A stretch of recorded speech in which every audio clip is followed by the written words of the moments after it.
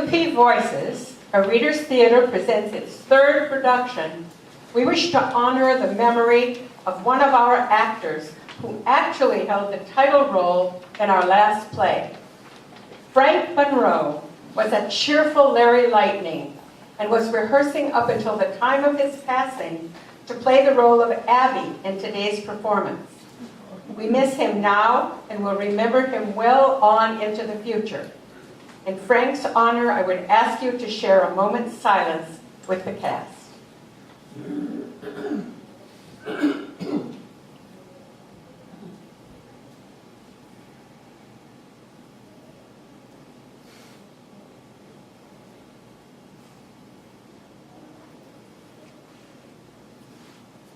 Thank you.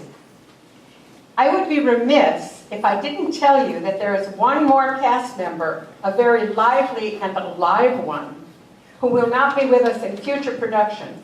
Our dear Meg Bakke, wait Meg, there she is going to be leaving Quail Park shortly after today to reside with her daughter and son-in-law on Camano Island. Let's give her a round of applause for all the wonderful moments that she's contributed to in her presence here. Now I would ask you to please take a moment to turn off your cell phones if you have them, just so we don't have any unwarranted sound effects here. And one more note, the role that Mary Lynn was supposed to play today will be taken by Mary Ellen. Oh, I hear bells already. Mary Ellen Bowe. And now, welcome back to the 1960s.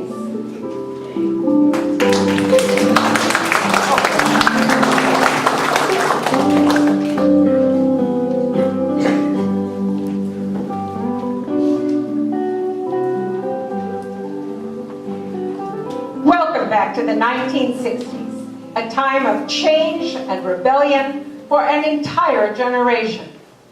Known as the hippie countercultural movement, it was a time where many young people embraced a different belief system than their parents. Life was only seemed to be about finding happiness. If it feels good, do it. It was not about following what others, the establishment, thought you should do.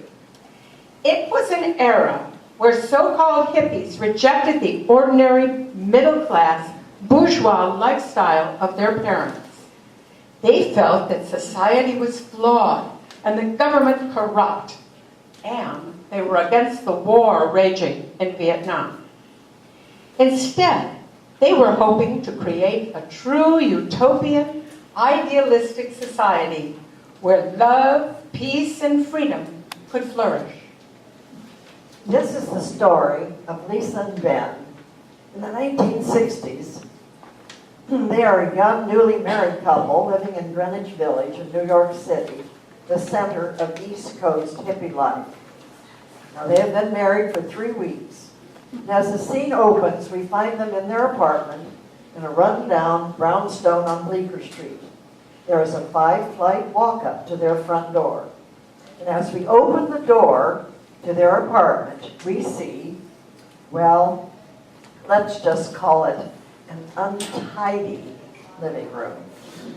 The wall paint is peeling, and there are a few old chairs and tables, bookcases and lamps around the room, salvaged from secondhand stores. Many pillows of different sizes and colors are strewn about the floor. And in the center of the room is a large old wooden dining table.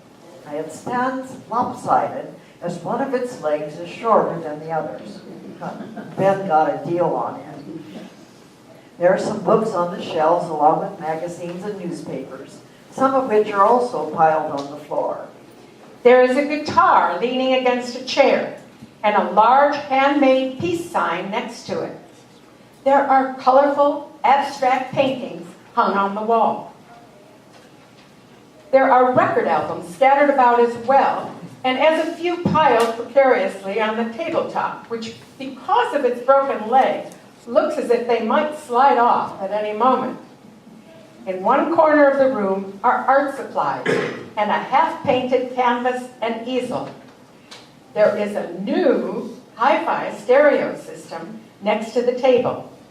In many respects, this is a typical hippie home. Welcome.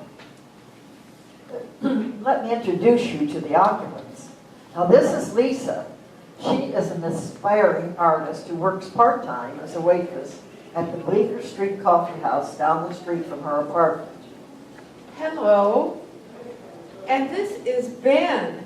He is a poet and he works a few days a week at the Strand Bookstore on 14th Street.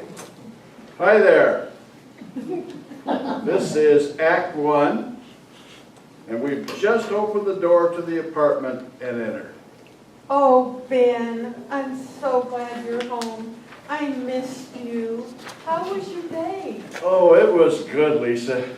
Alan came by and read to me one of his poems. He is coming over tonight with Abby and Jerry. They'll be here in a little while.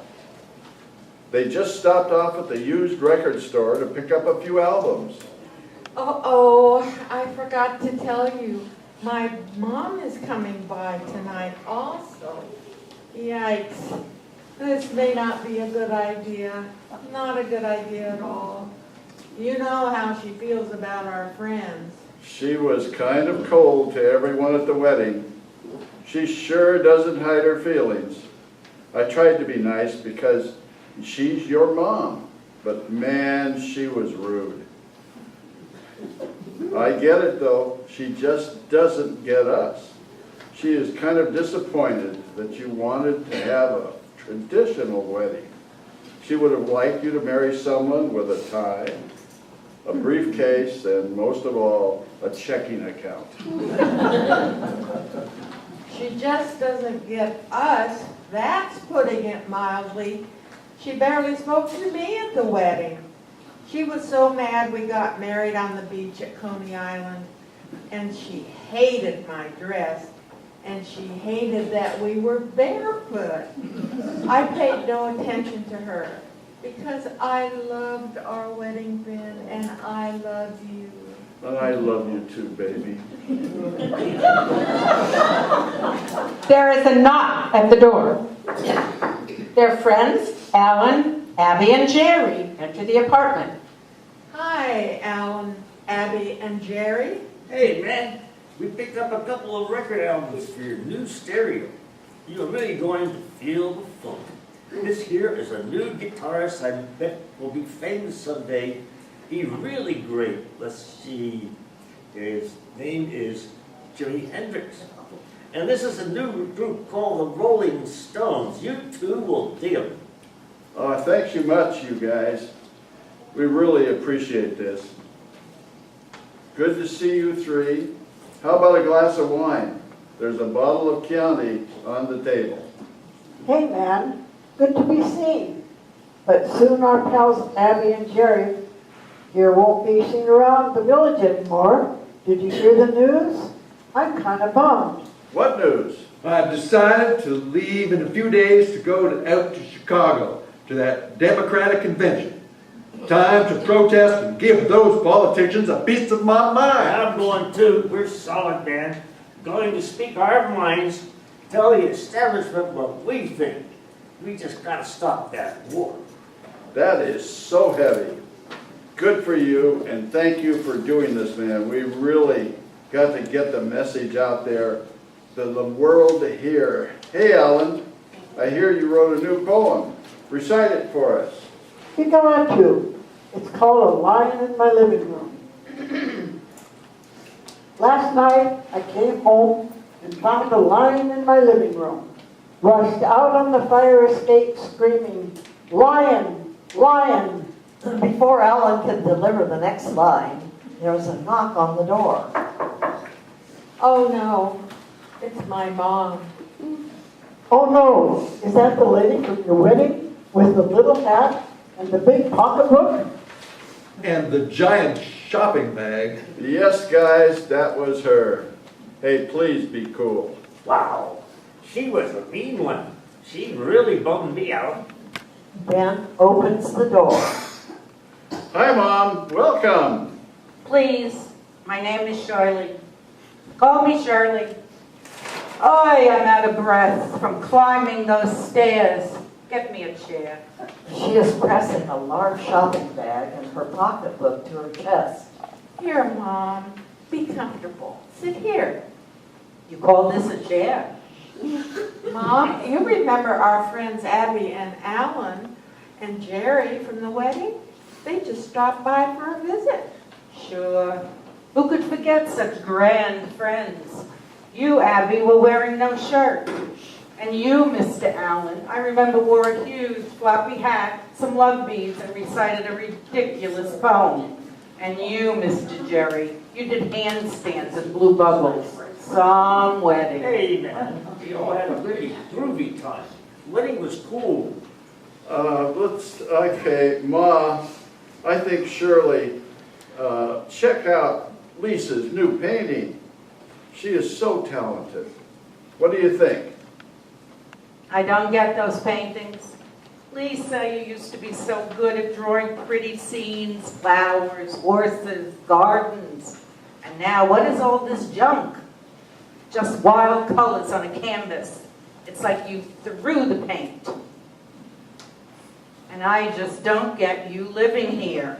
Lisa, all those years living a happy life in our beautiful house in Connecticut, and now this?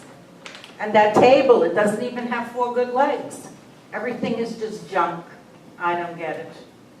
Mom, I'm happy.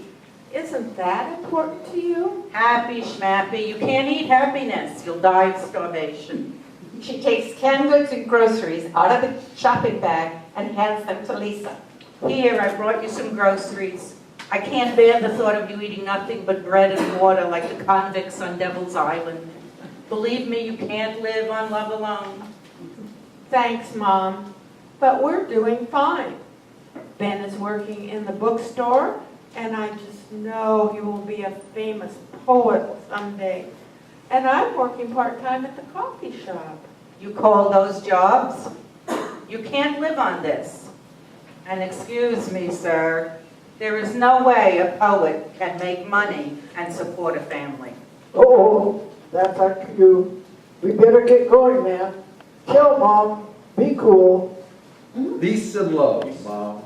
And they exit the apartment. Yeah, sure, peace and love. Maybe they should take a bath and cut their hair first. Can I get you a cup of tea, Ma? Oh, I mean Shirley. No, thanks.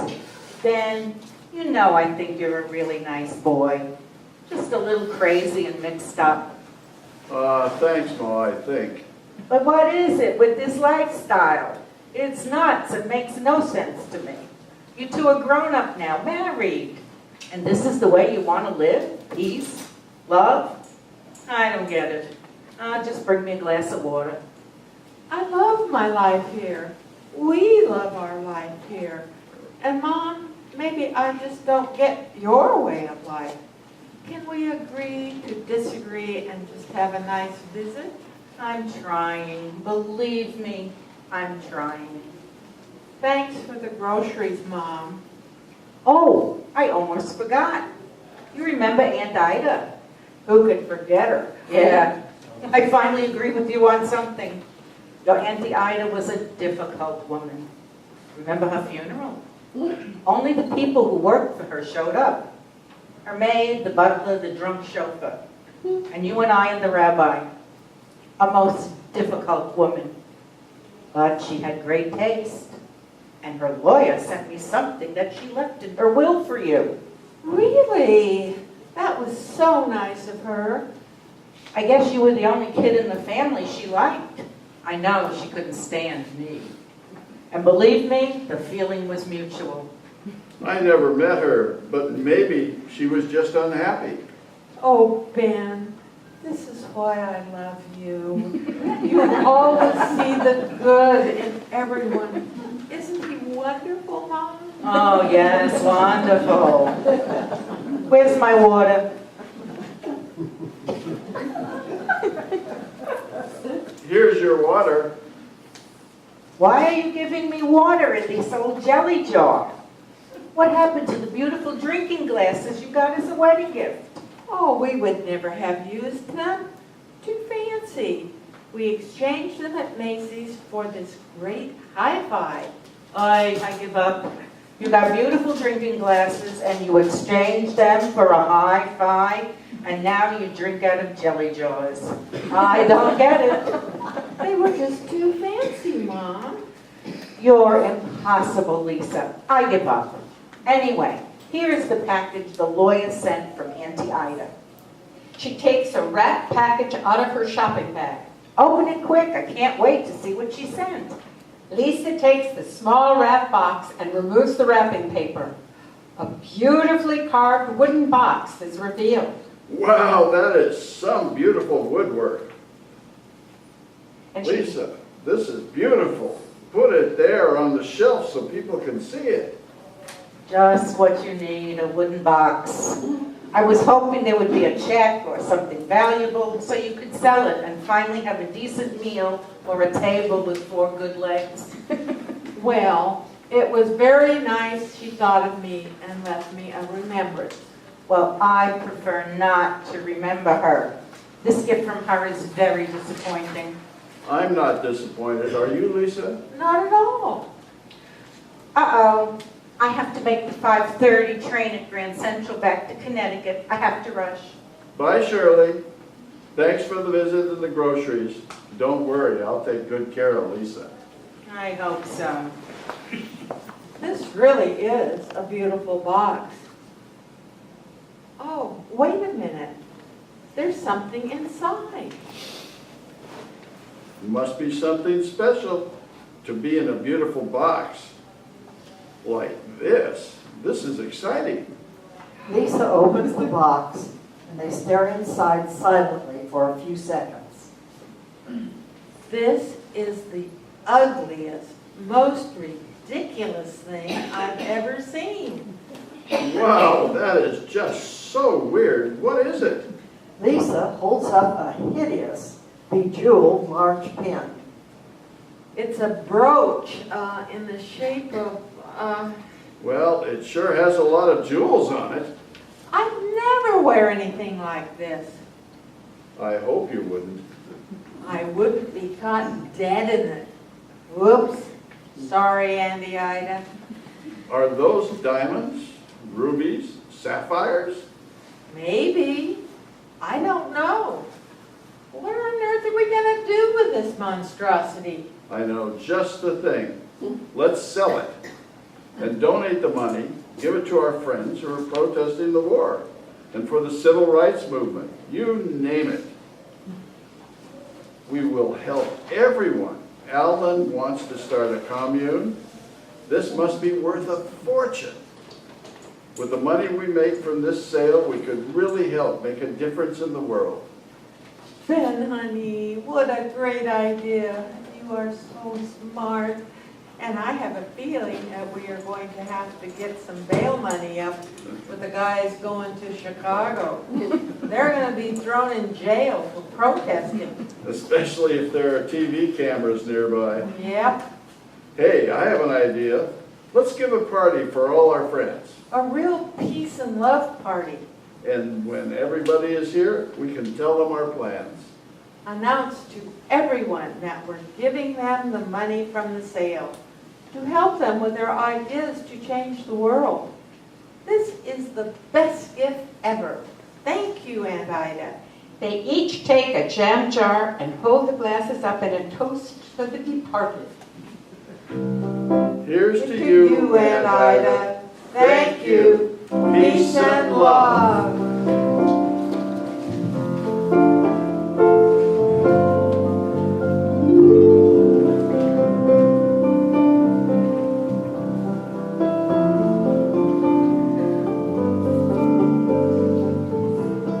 It is the evening of the party. The apartment is filled with colorful streamers, balloons, and there are peace signs decorating the walls. There is food, and there are bottles of inexpensive wine. The dining table with the broken leg has a large pile of record albums on it, as well as paper plates and napkins. Lisa and Ben are waiting excitedly for their guests to arrive. Oh, Ben, I just know this will be a great party. I am so excited to share our news about the gift and our plan to donate the money. I'll put some records on the hi-fi. I just got this album called The Yellow Submarine by the Beatles. The Beatles. Bugs. Still can't get over that name for a rock group. Bet they'll be a one-hit wonder and then just go off into the sunset. There is a knock at the door. Andy enters carrying a large canvas under his arm. Hi, Lisa. Ben, this is my friend Andy. You remember I told you about his studio, the Art Factory? I've gone there a few times to paint. Hey, great to meet you, man. Glad you could come. I wouldn't miss a peace and love party. I thought I would give you a gift in honor of the event. It's my painting of a large Campbell soup can. Do you dig it? Oh, Andy, I just love it. Thank you. You are always painting the most interesting subjects. This really speaks to me. What do you think, Ben? Interesting. Really unusual. Let's put it up here for now. Thanks so much. Hey, man, it's all art, everyday stuff. It's all art. And it appeals to the masses. They don't know any better. And I dig the bread. Next, I'm painting life-size celebrities. Just finished Elizabeth Taylor. Who should I do next, Lisa? Marilyn Monroe? Marilyn. Not bad, Lisa. I love your work. Thanks so much for this painting. It's wonderful. There is a loud knocking on the door. Ben opens it, and guests enter, including a woman with a wide-brimmed hat. Bella, so glad to see you. Love your hat. Thanks, but remember it's what's under the hat that counts. Women belong in the House of Representatives. Bella, welcome. Good to see you. Power for all of the women. Right on. Ben greets a young woman with a guitar. Hey, Judy, welcome. Thanks for inviting me. Glad to be here. Oh, there's Andy and Abby. Judy, hi. So glad to see you brought your guitar. I hoped you would play for us tonight. One of your great songs.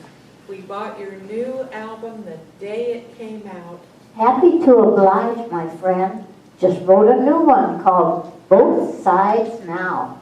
I'd be happy to preview it tonight. That would be so cool. There's wine over there. Thanks. Oh man, just love that funky table. Kind of lopsided though, isn't it? I know, you got a deal. Exactly. Ben, I don't feel so good. Maybe I better sit down. Oh, yeah. You do look a little green. I'll get you a chair and I'll get you a glass of water. No water. You've been working so hard at the coffee shop and shopping for this party. You're probably exhausted. Yes, that's right. I will sit down. That's better. I'm better now. I'm feeling okay. Ben, you make the big announcement. I think almost everybody is here. Let's wait a few more minutes to make sure before we make the announcement. There's another knock on the door. Hey, welcome, Jerry and Abby. Hey, man, we're solid with you. Whoa, there's Judy and Bella and Andy. I know we're going to feel that funk tonight. Sure will, Jerry. It is going to be an exciting time. Oh, I feel a little woozy. Forgive me for not standing up. I better stay here in the chair. Abby, when are you guys going to Chicago? In a couple of days. Yeah, like he said. Me and Jerry are starting a new organization, the Youth International Movement. Yippies. You ready for that? What does it all mean? I guess you could say we're like libertarian, socialist, anarcho-free, love soldiers for peace. Oh, you guys. I especially love the free love stuff. Like totally against the war. Judy is joining us. we're like serious, ma'am. Protest the establishment of the war. The cops are going to be out in force trying to keep us away from the convention hall. Bust our heads. Wow. Yeah, but we're not afraid. Power to the people. There is a knock at the door. Hey, welcome, Alan. Hey, Benny. Hey, Alan, I'm just catching my breath. Don't get up. This place looks out of sight, man. Groovy. Of course. Are you going with Abby to Chicago? No, but we're with them in spirit. I'm leaving for California, someplace called Haight-Ashbury. We're going to be part of a commune, live together, share everything we have in peace and harmony. Can you dig it? I'll write a lot of poetry out there. That sounds great for you. The key is in the light. Not sure what that means, but sounds far out. Really cool. Ben, I think everyone is here. Make the announcement. I will, but are you feeling better? I'm fine. Go ahead, tell them. Okay, can I have your attention? Quiet, everyone. Thanks. Peace and love. We have something to share with you. Lisa's pregnant. No. Are you holding out on me? No, definitely not. Ben hands Lisa the ornately carved box. This is a gift I inherited from my late Auntie Ida. Oh, that's just beautiful. Lisa, show them what's inside. Lisa opens the box and takes out the brooch, holds it up for everyone to see. There is a moment's silence, and then... I have to be honest, that's the ugliest thing I've ever seen. It's hideous.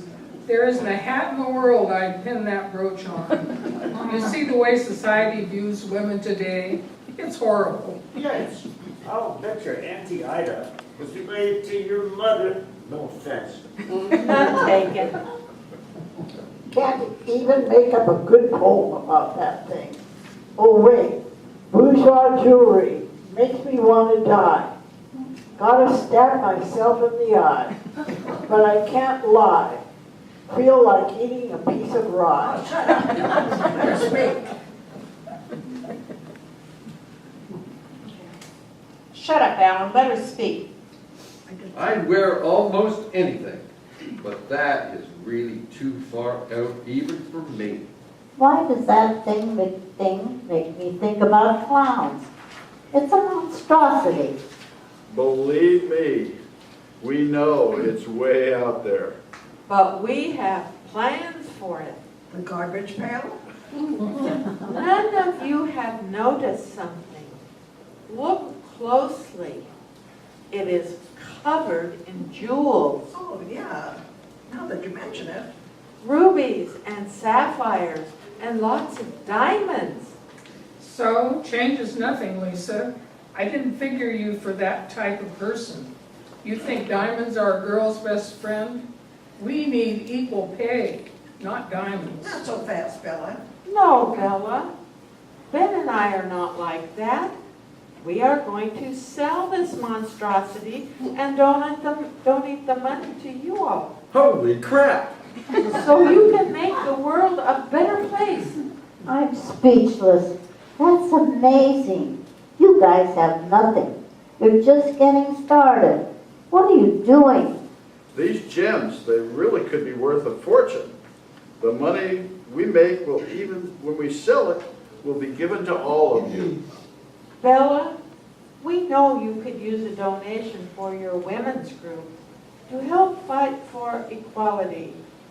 And Andy, we know you feel strongly about civil rights and the freedom to choose whomever you want as a partner.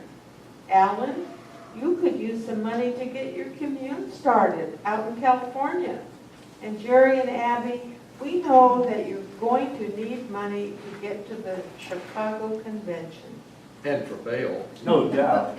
I'm speechless. What do you say, everyone? These guys are the greatest. And everyone applauds Lisa and Ben. Thank you then for their generosity. You know, looking at that brooch again, it is kind of pretty. If you hold it in just a certain way, you can see those big jewels glisten in the moonlight. It does have a great shape. I see that now. Has a something, I just don't know how to describe it. It's fabulous. Thank you, Auntie Ida. You don't know how much good you are going to do for this world. Peace. Peace.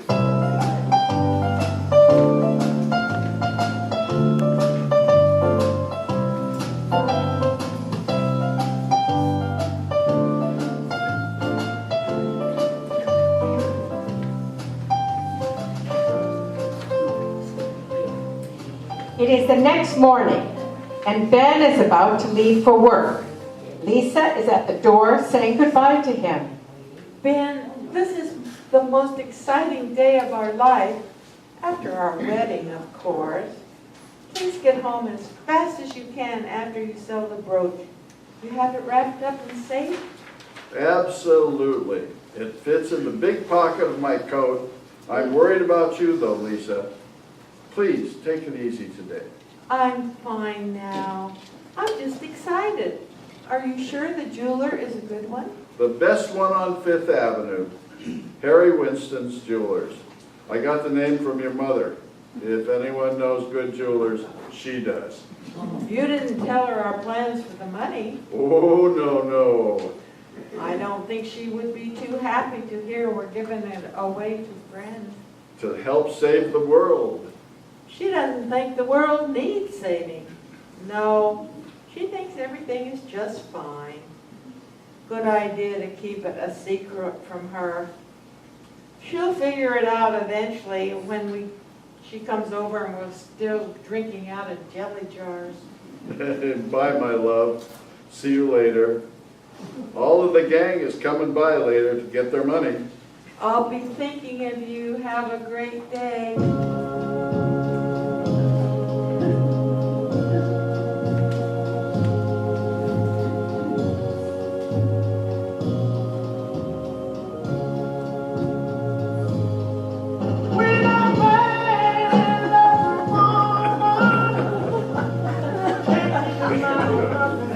It is late in the day, and Lisa is nervously waiting for Ben to return home. She keeps looking at her watch.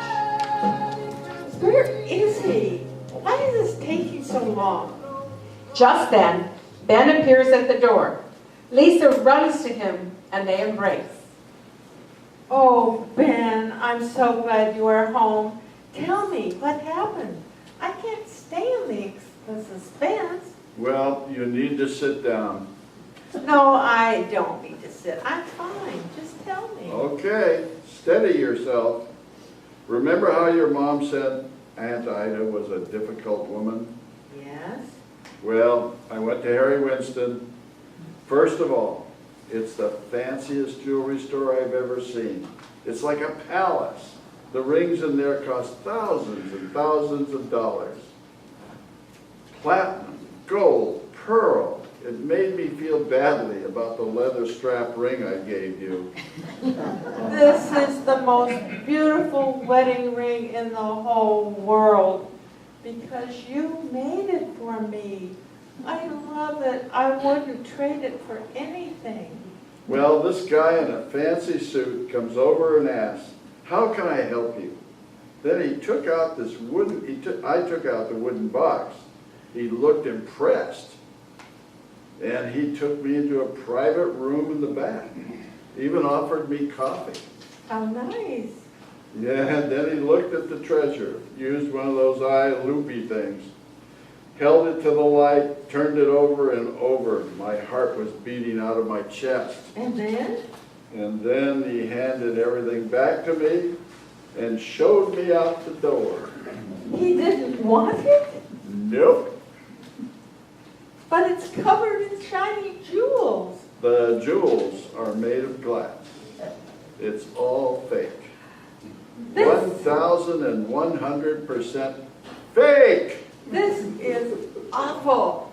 Everyone is expecting a donation, and we have nothing to give them. Why would Auntie Ida do this to me? I thought she loved me. I know she wasn't fond of my mom, but why would she do this to me? Did she think it would be funny?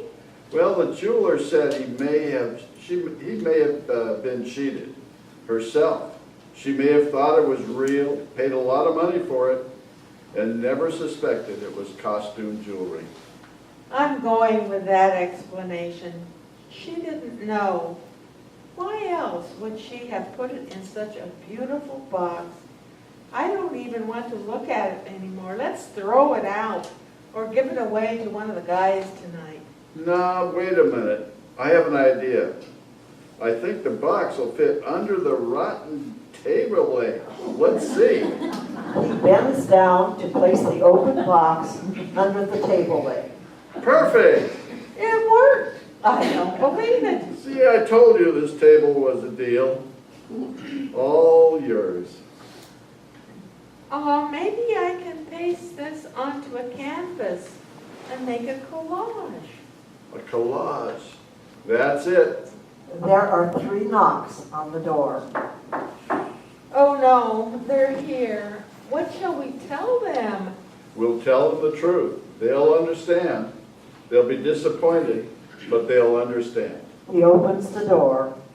Hi, everyone. Judy, Bella, Abby, Alan, Andy, Jerry. We have news to share. How much money do we get? You always get right to it, Andy. You two are the greatest. Look out, Chicago, here we come. My duffel's packed. I know the women in my group will be helped a lot by your generous donation. We're going to Washington this weekend. This will go a long way to help our community start growing our own food and other stuff. Well, here goes. Holding up. Guys, we're really sorry. This treasure, we tried to sell it. We brought it up to Harry Winston's, and it turns out it's a fake. All glass. I didn't get anything for it. I knew it was worthless.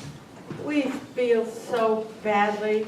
We got your hopes up, and now we can't help any of you. Doesn't that just figure? The establishment is screwing us all again. What a bummer. But don't feel bad, guys. You had good intentions. Makes me just want to howl. We feel bad for you, Lisa and Ben. Relatives, can't stand them. Disappointing, but don't feel badly, you two. You tried to help us. We won't forget that. And we can still make the changes we believe in, even without the money. We shall overcome. Judy's right. We can still make the world a better place. Right on. Lisa points to the table spread with cheese and crackers and wine. Please, guys, dig in. Yes, please help yourselves. They do, and after a brief pause, Judy's right. We don't need the bread. We just have to keep fighting for what we believe in. And we're not going to give up. This whole experience has given me an idea for a song. Yeah, Ida's brooch belongs on a clown's costume. I can see that. Send in the clowns, right? I can dig it. Judy's right. We can do it.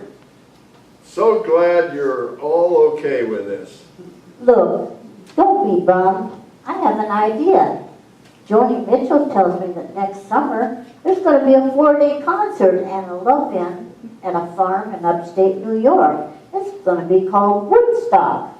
Why don't we all plan to meet there? A reunion? Yes. I'll drive. We can take my VW bus. I love it. We can catch up. And compare notes. Maybe get on camera.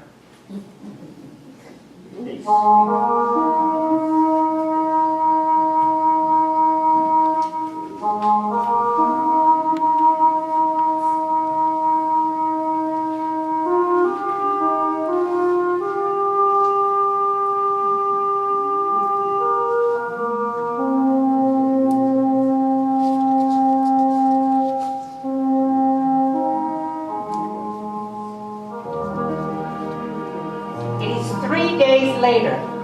Ben is at work. Lisa's alone in the apartment. She is creating a collage at her easel, the brooch front and center on the canvas. There is a knock at the door. Lisa opens it to find her mother carrying her big shopping bag, out of breath as usual from climbing the 5 flights. Mom, I wasn't expecting you. Ay, those stairs. No one ever heard of elevators. I came as soon as I heard about the visit to the jeweler. I told you I never liked that Ida. What a misery to do something like that to Mom. Beautiful, big. We think she was cheated and didn't know it. A likely story. She thought she was doing something nice for me. Yeah, sure, that's just like you. Always thinking everyone is so good. You're a grown woman, face it. She was a monster. Ben lets himself into the apartment. Lisa and Ben embrace. Oh, Ben, I'm so happy to see you, my darling. Extra happy. That was some hug. Hiya, Shirley. I just want you to know, Ida was related to us through Lisa's father, not through my family. And we're over that already. Shirley, we don't care. Lisa is turning the brooch into a collage, but I'm happy you're here. I have some good news. About time. I think you'll appreciate this, Shirley. They just made me assistant manager at the bookstore. I'll be getting a big raise. Oh, Ben, I'm so proud of you. Ben, call me Mom. Only problem is, I'm going to have to wear a tie to work every day. I just had Reaches into her shopping.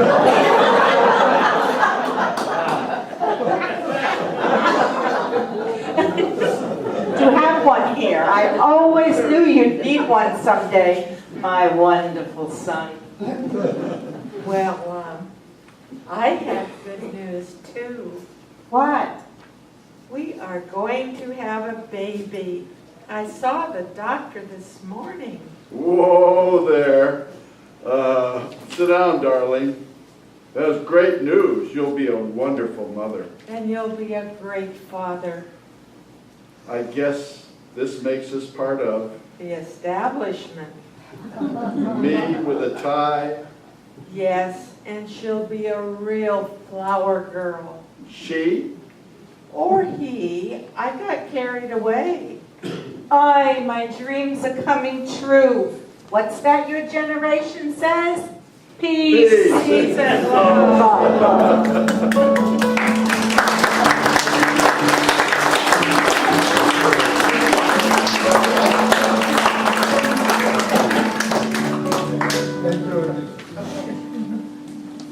Jay, are you going to say something? Would you like it? Yes. This was a play written specifically for us by a playwright. And she's here today. Could the playwright manage to come out here? Yes. Jane Joseph.